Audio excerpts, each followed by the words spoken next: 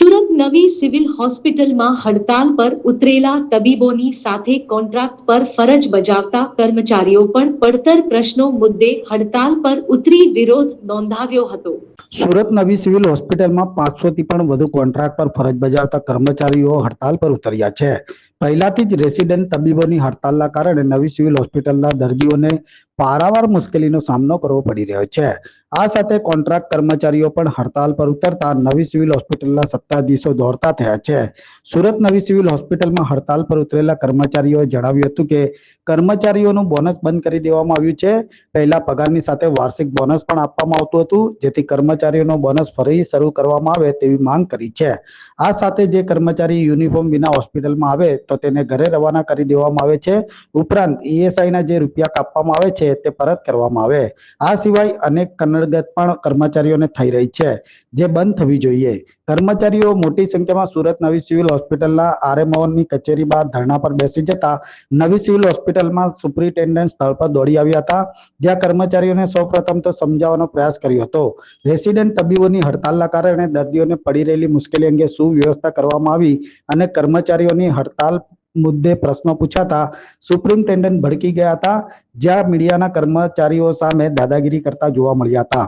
અંતે 5 મિનિટ સુધી મીડિયાના કેમેરા સતત ચાલુ રહેતા પોતે તબીબોની અલાયદા વ્યવસ્થા કરી છે તે પ્રકારની વાત કરી ત્યાંથી ચાલતી પકડી હતી, જે તમામ દ્રશ્યો પણ કેમેરામાં કેદ થયા હતા। वैशाली नितिन नारखेड़े है।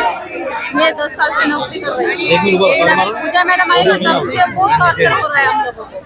ऊपर सिस्टर लोग टॉर्चर करते हैं, ब्रदर लोग टॉर्चर करते हैं, डॉक्टर लोग टॉर्चर करते हैं। उसके पास बोलने आएगा तो वो बोलते हैं ऊपर जाके बोलो। किसके पास जाए हम लोग बोलने के लिए? पगार भी कम मिलता है, वह बोनस नहीं मिलता है। हमको सिर्फ ड्यूटी चाहिए। न वार्ड में 3 ही सर्वेंट रखते, 3 सर्वेंट से सब काम करवाते। ऊपर बोलते हैं, सिस्टर लोग बोलते हैं नहीं पेशेंट लेके जाएगा तो एसआई के पास धमकी देते हैं। ये हम पूजा मैडम हमको निकालने की धमकी देते हैं। हम लोग किसके पास जाए? ना हमको सिर्फ ड्यूटी चाहिए। आज किस तरह का विरोध कर रहे हो?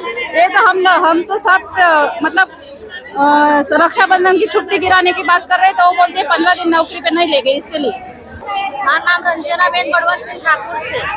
મેં यहाँ 10 વર્ષથી નોકરી કરું છું। મેં 10 વર્ષથી નોકરી પણ यहाँ કઈ હરકું મળતું નહીં। यहाँ સર લોકો બોલતા છે પૂજા મેડમ ગમે તે બોલતે, यहाँ અમને કશું ઇજ્જત જ નથી। ગમે તે મોડું થાય તો અમને બહાર કાઢી મૂકતા છે। અને પછી અમે જવું તો કહે છે બપોરે અમે શિફ્ટ ડ્યુટી જોઈશે, બીજું કઈ જોઈએ નહીં અમને। પછી એમ કે તમે આવો તો આવો ને તો ઘરે રહેવા દો। અમે ઘર તો ક્યાંથી રહેવાનું?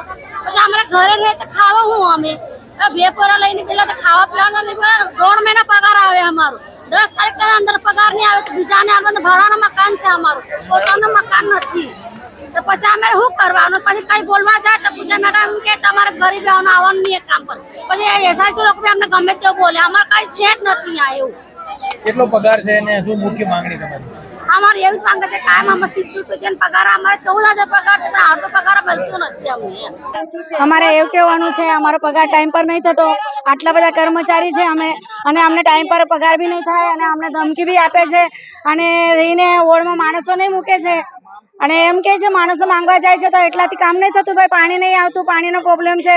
અમે એમ કહેવા માંગે 2-3 માસી પરથી કામ કરાવે છે। વોર્ડમાં પહેલા 7-8 માસી મૂકતા હતા, હવે તો કોઈ મૂકતા જ નહીં। 2 માસી પર કામ કરાવો તો અમે કોને કહેવા જવાનું? અમે તો એટલા બધા છે, અમે હવે 100-150 માણસો છે। હવે નાઇટના માસીઓ આવે છે બધા એવું કરીને, અને અમને અમારી મેડમ તો બહુ જ હેરાન કરે છે। બસ અમારે કોઈ લેવા જવા નથી, અમે કોઈને અમે કઈ કહેતા નથી। અમને ટાઈમ પર પગાર જોઈએ, વધારે પગાર જોઈએ અમને। અમારી માંગણી એ છે, માંગણી પૂરી નહીં થાય તો અમે જગા પર બેસશું, અમે હલવાના નથી આવે। અને અમારા કર્મચારી છે કે અમારા સાહેબ છે એમને આવવા દો, એસઆઈ સાહેબ, પછી અમે કહેશું તો હું માંગણી છે ને નહીં છે અમારી। દેવાજી પાટીલ। અમારા લોકોને સિસ્ટર લોग भी इज्जत नहीं આપે છે, ડોક્ટર लोग भी इज्जत नहीं આપે છે, અને અમારા એસઆઈ લોग સવારે 10 મિનિટ લેટ આવે તો ઘેરે મોકલી દે છે। આજે અમે 1 કલાક ગાન ભરાવે છે, 1 કલાક લેટ કામ કરે એ નહીં જોયા લોગ। હા, પગાર વધારતા નથી, પગાર વધારવા જોઈએ। પગાર નહીં વધે તો અમે બેવાના જ છે। આજે બધા કોઈ કામ પર નહીં જશે, કોઈ નહીં કામ પર જશે બસ।